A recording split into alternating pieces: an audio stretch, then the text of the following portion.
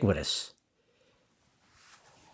As a Jew, it disgusts me, particularly when we have a party and a media and a candidate, Kamala Harris, when it comes to October 7th, undermines the state of Israel and gives safe cover to some of the things that the enemies of Israel have done, particularly when this administration has surrounded itself with anti-Semites, Jew haters, a rat's nest of Jew haters at the State Department and in the National Security Council.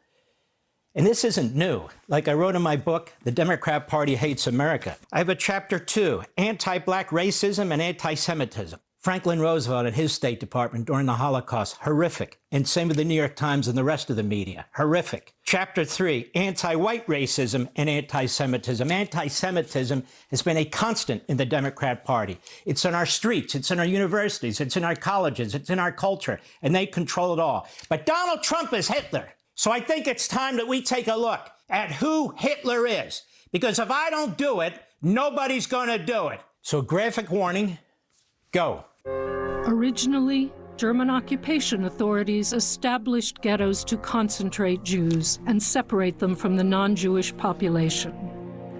Later in the war, many ghettos served as staging grounds for the transportation of Jews to the east, euphemistically called resettlement by the Germans, who promised their captives better conditions and opportunities to work.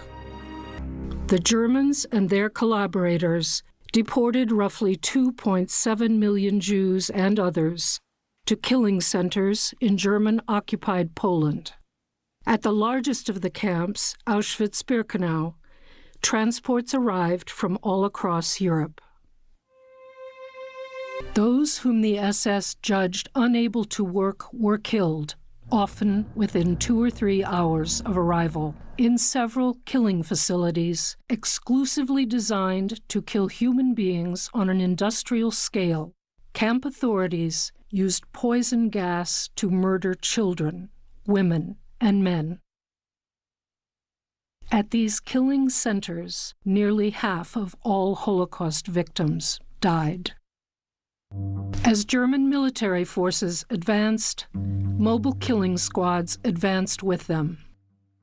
The German army, military SS, and German police units took an active part in authorized mass murders.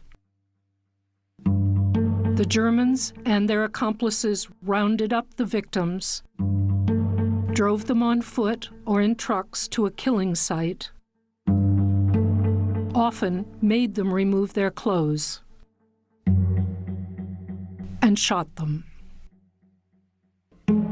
Participants in the murders included local collaborators, especially police, in Latvia, Lithuania, Estonia, Ukraine, and Belarus.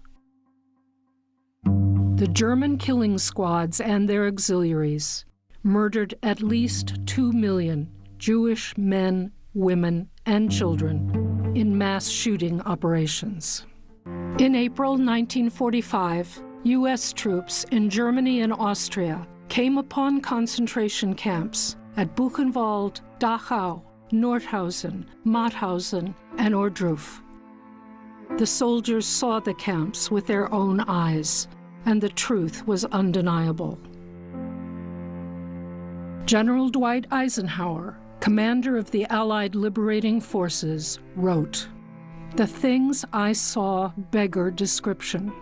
The visual evidence and the verbal testimony of starvation, cruelty, and bestiality were overpowering." Dead prisoners hurled out and stacked in twisted heaps. Dead women like marble statues in the mire. This was what these inmates had to live among and die among.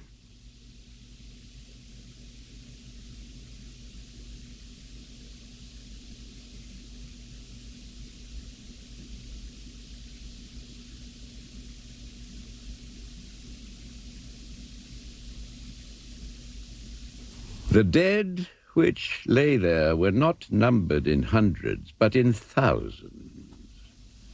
Not 1 or 2 thousands, but 30,000. Here is a pit where the inmates, in order to earn food, had to drag the bodies of their comrades, but they were too weak to keep up with the rate at which they were dying. So the pit remains only half filled. Well, and what happened on October 7th was the worst thing since that. And look how our media, our colleges, universities, and the Democrat Party have turned on Israel and Benjamin Netanyahu, how they use the Hamas Nazi statistics against the Jews, how they use blood libels and talk about the Jews in Israel committing genocide. Kamala Harris did that. Let's take a little peek at Donald Trump. First, his father, Fred Trump. Take a look at this. Go. In 1955, Holocaust survivors looking to begin their new lives were arriving by the hundreds in Brooklyn. They quickly outgrew their synagogue that was run from a garage, prompting their rabbi to meet with the building's owner, Fred Trump.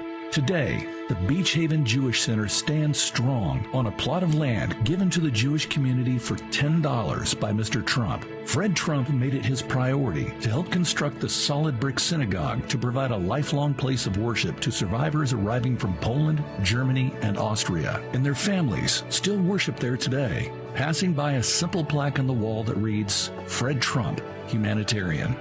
62 years later, Donald Trump followed in his father's footsteps to erect another building, the United States Embassy in Jerusalem. Israel has no better friend than President Trump.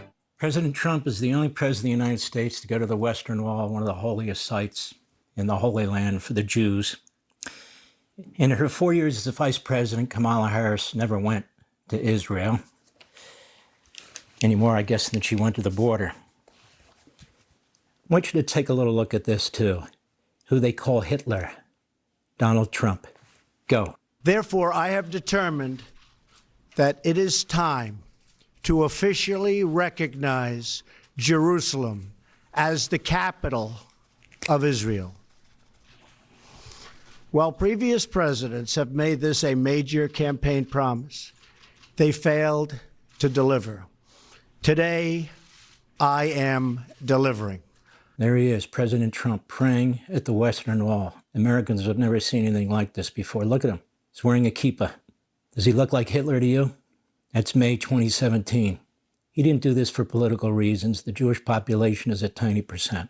Now look at this. This is October 7th, honoring the anniversary of the horrific events that took place since the Holocaust in Queens, New York, with Chabad rabbis. Kamala Harris wasn't anywhere to be seen. Neither was her husband, Dougie Emhoff. Neither was Joe Biden. This is a man whose daughter converted to Orthodox Judaism, whose son-in-law is an Orthodox Jew, and he has 3 Orthodox Jewish children.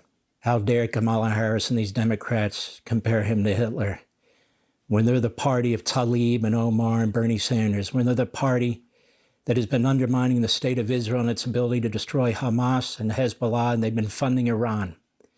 They funded terrorism in the Middle East. They funded UNRWA. They funded the PLO. The Teller Force Act, which Donald Trump got passed to prevent the funding anymore of terrorist activities by Abbas and the Palestinian Authority. Yes, Donald Trump is the best friend the Jews in Israel ever had, and he's the best friend the Jews in America ever had. Franklin Roosevelt blocked Jews from coming into this country who were trying to escape those death camps you saw. Yes. And he also persuaded the New York Times, which is more than happy to follow, owned by a Jewish family, to cover up the Holocaust. And there have been books about it, and I've talked about it before. And now that damnable corporation participates in this ruse, this lie about Donald Trump, the dictator, the fascist. Donald Trump, that's right. Hitler. Well, for Jews, I can tell you this.